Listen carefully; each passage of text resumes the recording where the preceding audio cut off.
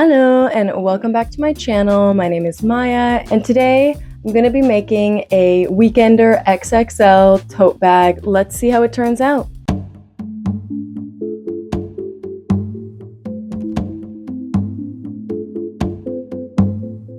I came across this gorgeous blue fabric and I just wanted so badly to turn it into the biggest, comfiest, easiest bag that I can just fit everything into for traveling, for day to day. A while back, I tested out a method of maximizing some leather scraps that I had found at the thrift store, and I turned it into this bag over here. So empty, it looks a little funny, but when you pop it on, it has a really nice way of folding and laying, and it's pretty spacious and comfortable, kind of a replacement for a tote bag, but it is pretty small. And I came across this gorgeous blue fabric that I was like, this is perfect for a giant XXL Weekender version of this bag. Since I'm going on a trip this weekend, I thought why not test out my idea and see what I can do.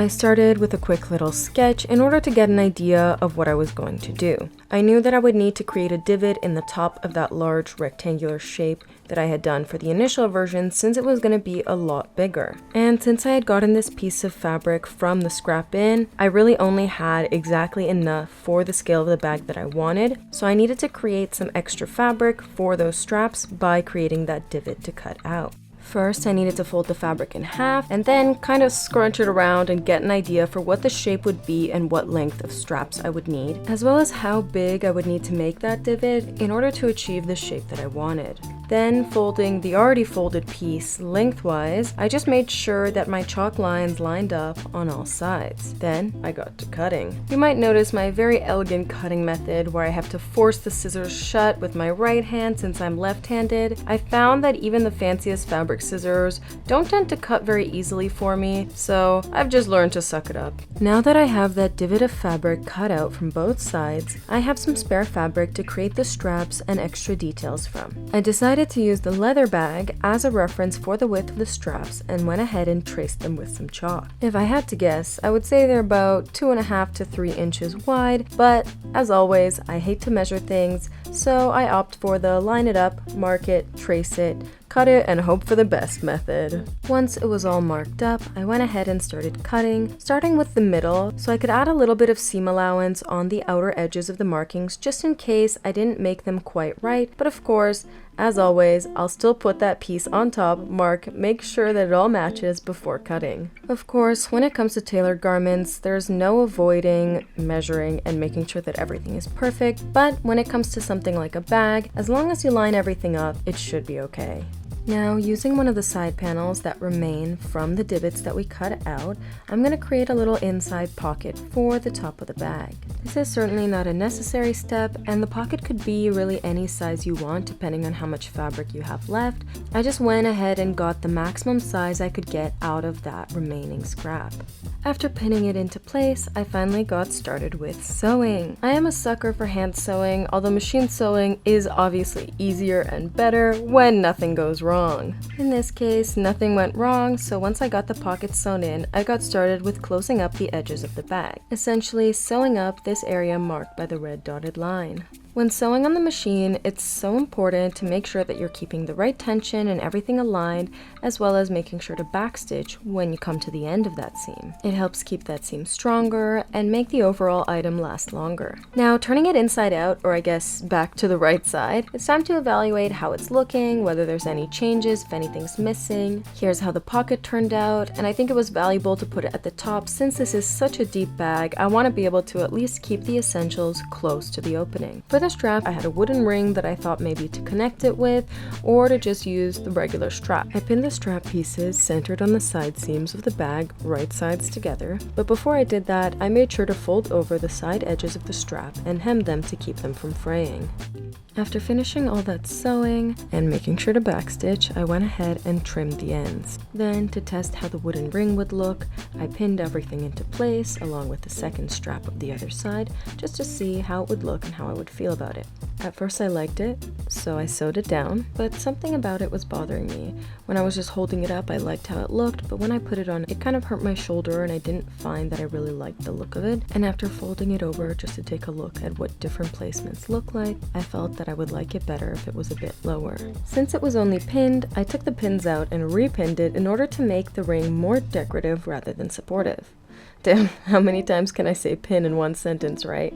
Then I repeated the same steps as I did for the strap the first time, where I hemmed the sides and then sewed it down. Once that was done, I decided to take a break from construction and jump into embellishments. I had this wooden bead that I really wanted to be dangling off of the bag. So after folding over and sewing the edge of a scrap piece, I trimmed it off to create a small strap. After finishing it with some anti-fray, I put the strap through the bead and tied it off with a knot. As cute as it wasn't enough embellishment for me because I need some fringe. Using another of the remaining scraps, I trimmed parallel strips into it, leaving about an inch of room at the end. Then I rolled it up, creating a little fringe tassel. I was initially planning to trim all the fringe to one length, but I realized that I actually quite like the different lengths of fringe and decided to keep it. Using yet another scrap piece, I figured out a way to cover the butt end by folding this around and over, as well as creating a way to attach it to the ring. I like using super glue in cases like this to seal the spiral, as well as prepare things for hand sewing and make it easier to keep everything neat and tidy.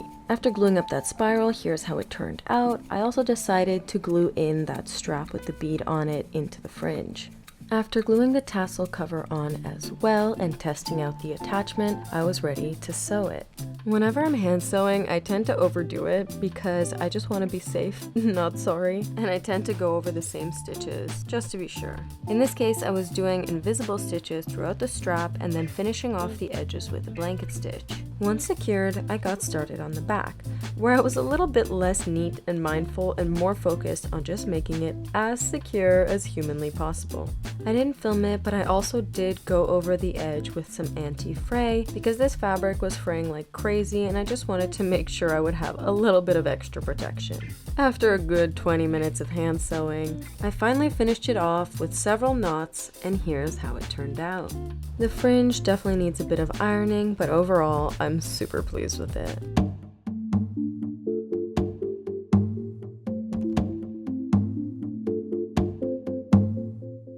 The final, and probably my least favorite step of any project is, you guessed it, ironing. I don't know, maybe I've just burnt myself too many times, or maybe the industrial irons are always meant for right-handed people and I'm left-handed. But in this case, even my iron has a vendetta against me because the liquid compartment was leaking and spilling everywhere, so I had to spray the fabric and then iron it. Okay, I know it's not as big of a deal as I'm making it out to be, but it's still my least favorite step in the process.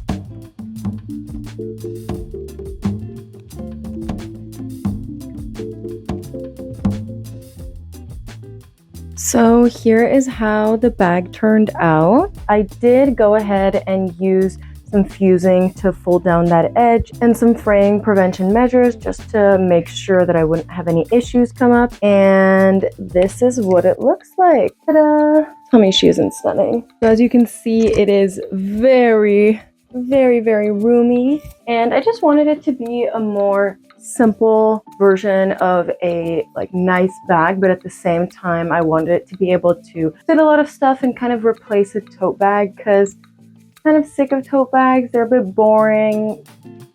I mean, no hate to tote bags, but I just wanted something a little more fun. This really gives that size. I can use this for a weekend trip. It's gonna fit lots of stuff. I can also wear it across the body like this. Let me know what you think of this Weekender XXL tote bag. I'm gonna be testing out this shape and some different materials and just modifying some little details to it. I definitely think there is some stuff that could be fine-tuned to make it look a little bit more sleek and elegant. I'll be testing out some different fabrics as well because a floppy fabric like this isn't really the place to test the finer details. Thank you so much for watching. I hope you enjoyed making this Weekender tote bag with me. And you can find me on Instagram at mayaginzburg and at Read the Care Tag. And I'd love to hear what you think. Check out my channel for Read the Care Tag, a fashion podcast, and more project videos. And subscribe!